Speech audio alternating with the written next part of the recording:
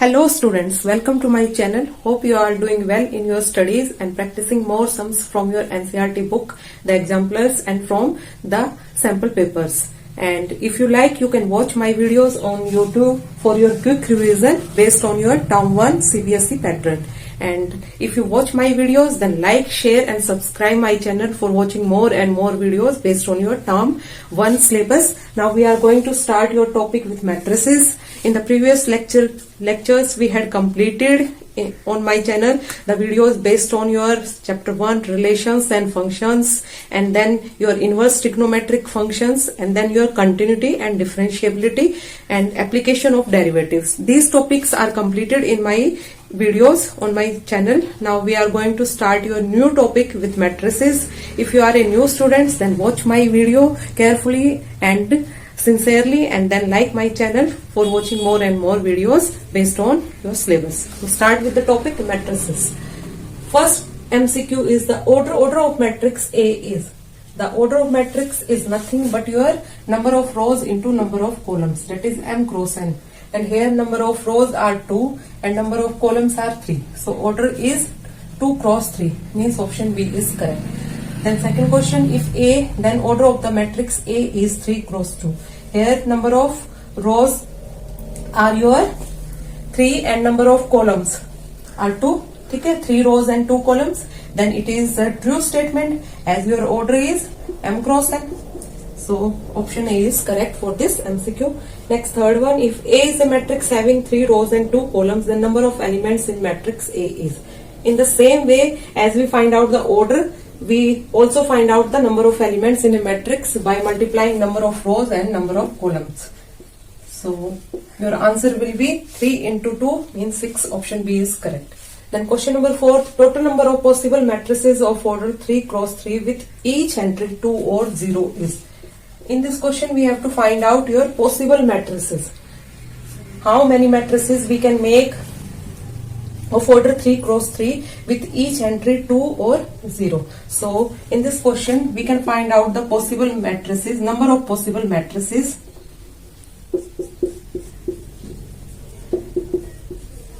by taking the entry power with your order. Okay, 2 power 9, that is your 512. So option B is correct for this question. How we can find out possible matrices with the help of order and entry? Just raise the power of entry with your order and that is your answer. So 512 is the answer for question number 4. Then question number 5, a matrix having m rows and n columns with m not equals to n is said to be.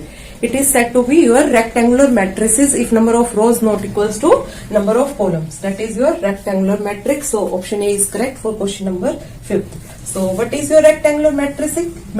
Here we get a one definition of types of matrices, that is your rectangular matrices in which number of rows not equals to number of columns. Then other options, what is your square matrices?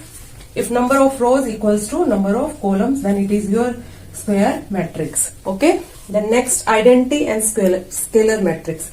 For identity and scalar matrix, first we know your diagonal matrix. So what is your diagonal matrix? We understand these types of matrices with the help of example. If we write other entries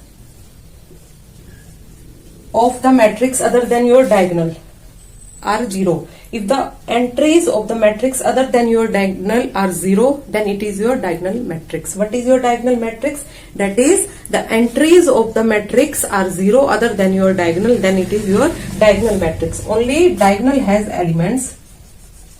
ठीक है, तो diagonal matrix के लिए केवल diagonal में ही elements होंगे, other than उसके entries सारे क्या होंगे 0, then it is said your diagonal matrix. So identity matrix is nothing but if the diagonal has identity element, that is 1, 1, 1, then it is known as your identity matrix. If the diagonal having identities, that is 1, then it is your identity matrix. And for scalar, if the diagonal have the same elements, if the diagonal matrix have the same entries in the diagonal, means the elements of the diagonal are same, 3, 3, 3, then it is said your scalar matrix. otherwise you call it as diagonal matrix. अगर आपके diagonal में same elements हैं, same identities हैं, same entries हैं, then you can say it as scalar matrix. And if the entries of the diagonal are different, then it is your diagonal matrix. And if the entries of the diagonal are identity, that is 1, then it is your identity matrix. So MCQ question number 6, the matrix P is a square matrix, diagonal matrix, unit matrix or none of these.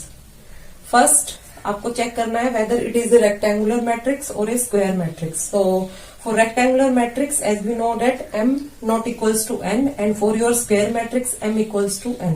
So here number of rows equals to number of columns, means m equals to n. So first option is a square matrix is correct. Next पूछा है आपसे diagonal matrix. क्या है diagonal matrix है?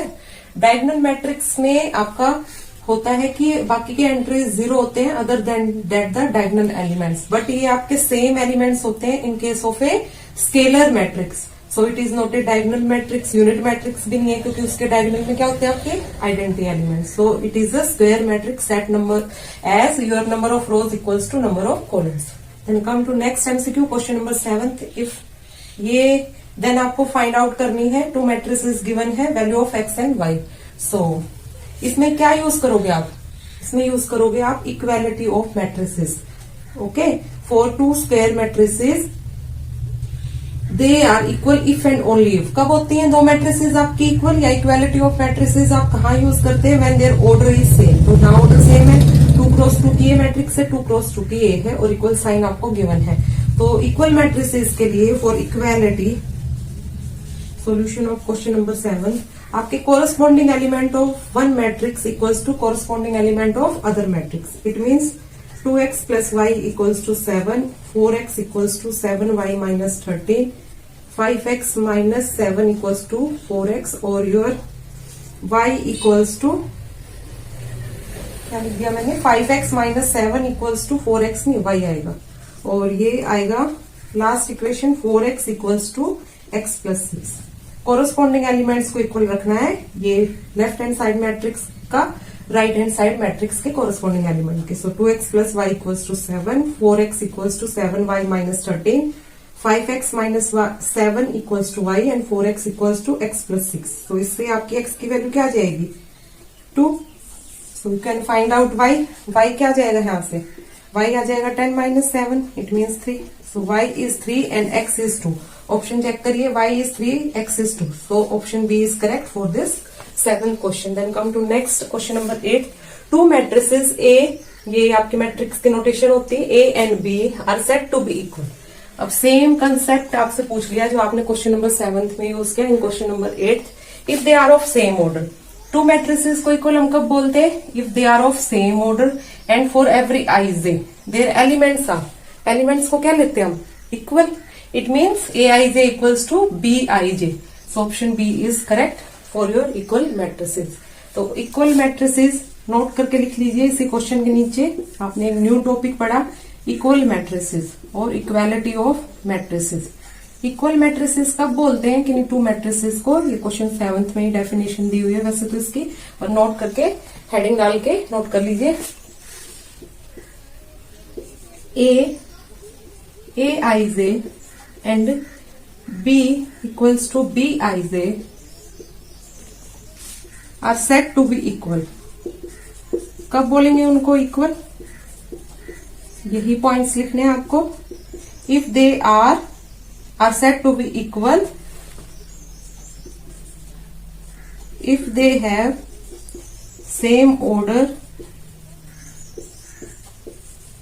And second thing क्या लिखोगे? Aij equals to Bij. corresponding elements of one matrix equals to corresponding elements of other matrix.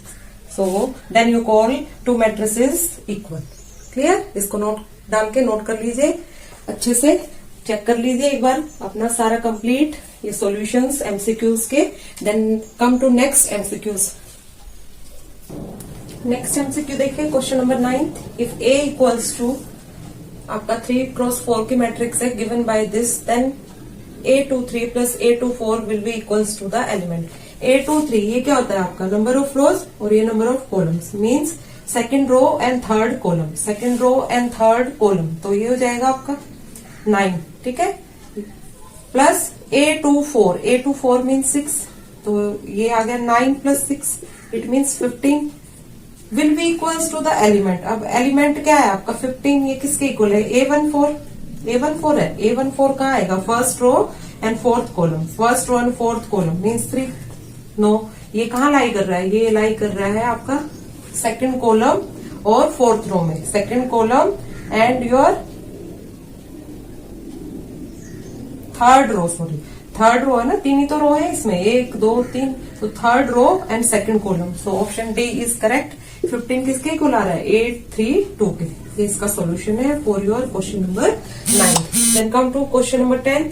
If x ये आपको गिवन है 2 3 plus y, then the value of x and y, आपको value find out करनी है x and y की। तो simply हम यहाँ क्या रखेंगे, 2x माइनस वाई और ये 3x जब multiply after multiplication and addition ये आपकी मैट्रिक्स आ जाएगी फाइनली प्लस y। किसके इक्वल है, बाय इक्वालिटी ऑफ मैट्रिसेस, ये 10 के, ठीक है, कोरस्पॉन्डिंग एलिमेंट्स इक्वल होते हैं ना आपके, और ये 5 के। तो अब आपको सोल्व करना है फॉर x एंड y। तो इन बोथ इक्वेशंस को जब आप सोल्व करोगे ऑन एडिंग, क्या कर दोगे इनको, एडिशन, तो ये क्या आ जाएगा 5x इक्वल्स टू 15 और your x comes out to be 3। तो x की वैल्यू क्या आ रही है 3, ठीक है। तो हमें चेक करना है ऑप्शन बी और सी में से, ये तो आपके ऑलरेडी रॉन्ग हो गए हैं A and B. Then y की वैल्यू फाइंड आउट कर लो, यहाँ पे सब्स्टिट्यूट कर दो x की वैल्यू, तो ये आएगा 6 माइनस वाई इक्वल्स टू 10, और y क्या आ गया, y comes out to be your -4, so 3 and -4, it means option B is correct for this question. First आपको मल्टीप्लाई कर लेना है x के साथ, ये फर्स्ट मैट्रिक्स, ये y के साथ, देन इनका एडिशन लेना है, then using equality of matrices आपको कॉरेस्पॉन्डिंग एलिमेंट्स की वैल्यू इक्वल रख देनी है, and then solving for x and y, finally your answer comes out to be x equals to 3 and y equals to -4। Okay, in this way you can solve these type of matrices. Then come to next question number 11. Suppose ये आपका 3 cross 3 का matrix है, whose elements are given by elements, okay, I square minus j square, ये I आपका रोज होता है, j is your column. Then A32, तो A32 के लिए I square minus j square क्या हो जाएगा, I means 3 का स्क्वायर and j means 2 का square, it means 9 minus 4, it comes out to be 5. So option A is correct for this question. ये इसका सॉल्यूशन है आपका question number 11. Then come to question number 12. ये same similar way आपको solve करना है as your question number 10th. Okay, so question number 12th and question number 13th is your homework. आप practice कीजिएगा, अच्छे से व्यू कीजिएगा पॉज करके, then again and again practice the MCQs so you can make your exam easy. So आज के लिए इतना ही, and like, subscribe and share my channel for watching more and more videos based on your CBSE new pattern. So thank you so much.